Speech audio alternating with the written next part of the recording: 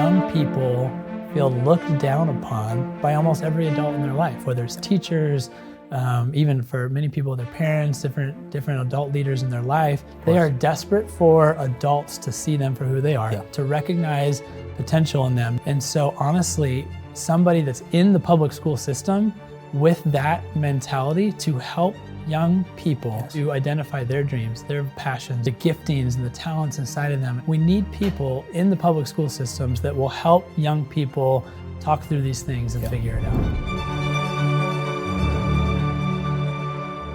This is Jason, how you doing today? Thank you for taking some time to speak with us today. Now, you were a former teacher in the public education. Correct. Right? You're also at Victory College right now, correct? That is As one correct. of the leaders. Yeah. Can you tell me just briefly how you ended up in that position? I started off at ORU as a pre-med major, went straight into med school, and after my first year of med school, realized that God was calling me in a different direction. I knew that God was calling me in a different direction, but I didn't have quite enough confidence to be able to act upon God's call in my life. And 3 years later, finally got to a point where I was willing to fully surrender and just let go of it all and walked away from that whole pursuit of medical after being 3.25 years in at Oklahoma State and Oklahoma State University of Medicine, and started on a pursuit of ministry. And the next couple of years kind of looked like odds and end jobs, waiting tables, mowing lawns, serving as youth leaders in different youth ministries, and found myself getting hired at Glenpool Public Schools, alternatively certified through the State Board of Education, and got a job teaching high school science and biology at Glenpool High School and coaching different sports. And to me, I was in ministry. I was in a pursuit of ministry, the call of God in my life, and I would tell people that I was in ministry. And they would ask what church I worked for, and I would say Glenpool Public Schools. And so, but I was pretty honest with them when they interviewed me what I was really going after, and but they were excited to have me for the different things that I could do with teaching and coaching. And so just went it all in a pursuit of ministry, and was there from 2010 to 2014. And then while I was at Glenpool, was also serving with different youth ministries, got married, leading mission trips at Victory, and then the door opened in 2014 for me to come on staff at Victory through missions, and then through missions and local outreach and internship, and now leading with the college. Oh, praise God, man. Well, I appreciate you sharing that. Yeah, thank you. Now, as a former teacher in the public school environment, how would you see chaplains, benefiting the educational environment in the public schools? Well, right now, more than ever before, there is such a mental health crisis in the whole world, but honestly in young people. I see it through what I do in college ministry. Just this semester, I was teaching a class just a couple months ago at Victory College, and asked my class to share their stories on the first day, just a couple minutes version of their story. And I was shocked how much each person in the room was impacted by COVID. For me as a person, when COVID hit in 2020, as a person in my mid-30s, already established in my career, in my calling, I felt confident in who I was and what I was doing, the call of God on my life, all those things. COVID was impactful to me, but it wasn't life-changing necessarily. Right. It was, a ripple in the long-term longevity of what God was leading me through and in my family. But for all of these people in my class, all of these college-age students, 18 to 22-year-olds in this class who were 15 to 20 when COVID hit, of course. COVID was life-changing for them. Of course. In a season of your life when you're 15, 16, 17, when you're trying to figure out who you are, what's going on, being told you have to stay at home, you got everyone isolated, and for all of these young people who are searching for identity, searching for who they are, whether it's in Christ or who they are just in the world, in the secular world, being completely alone, stuck to social media to look for identity, to look for answers and who they were.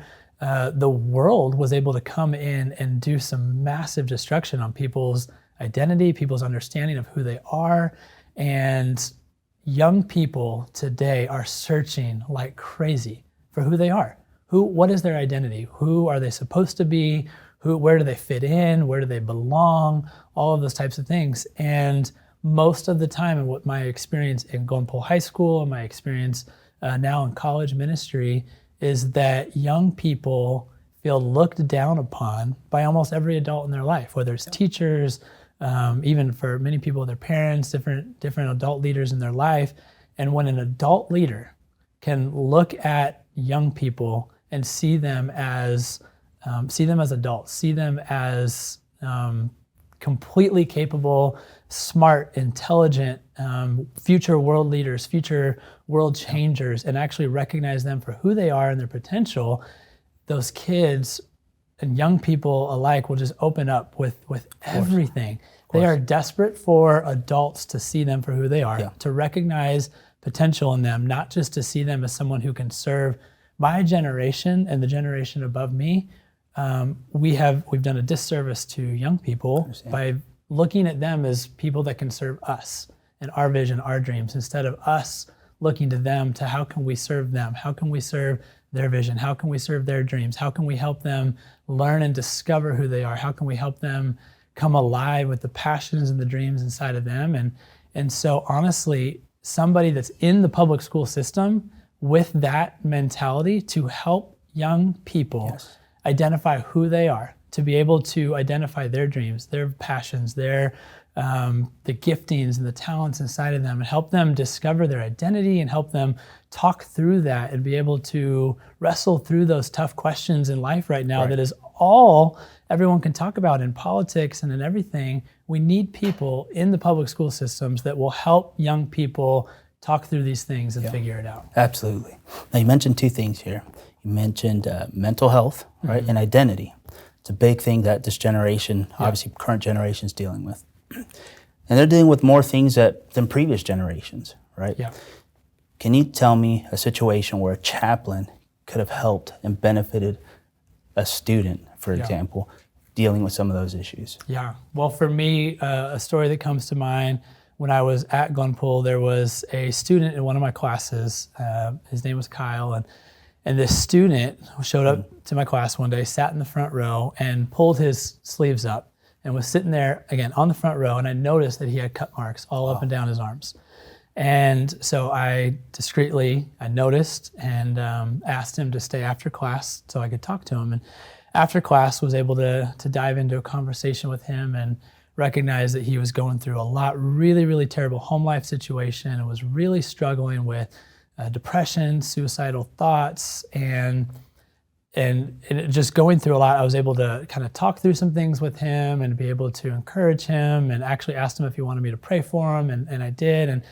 And then knowing the trainings that I had gone through, I knew that I was obligated to be able to report this. And so I said, hey, Kyle, would you mind going down to the school counselor's office with me? I will go with you and we can have a conversation. And so walked him down to the school counselor's office, walked in, and the counselor looked and said, Kyle, what are you doing here? And I was like, what do you mean? What is Kyle doing here? He was in my class and we got some stuff to talk about. And she looked at me and she said, Kyle withdrew from school 2 weeks ago. His home life is really bad, and for a lot of different reasons had to stop going to school. But I didn't know that. And I told the counselor that for the last 2 weeks, he hasn't missed my class once. He had completely withdrawn from school, but he hadn't stopped going to my class.